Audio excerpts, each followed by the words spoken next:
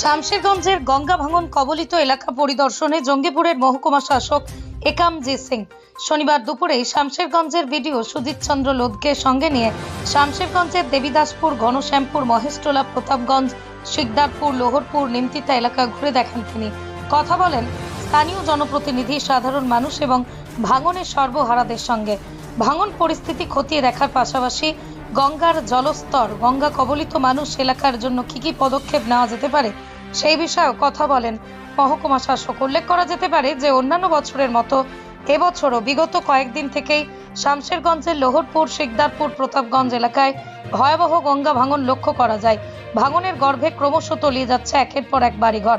স্বাভাবিক কারণে আতঙ্কিত হয়ে অন্যান্য জায়গায় অন্যত্র পালিয়ে বেড়াচ্ছেন এলাকাবাসীরা। তাদের আশ্রয়স্থলটুকু হারিয়ে যেন অসহায়ত্বের জীবন অতিবাহিত করছেন। এরই মধ্যে গঙ্গার জলস্তর বৃদ্ধিতে আরও আতঙ্ক ছড়িয়ে পড়েছে এলাকায়। এই বিষয়ে কি বললেন মহকুমা শাসক একামজি সিং, শুনুন।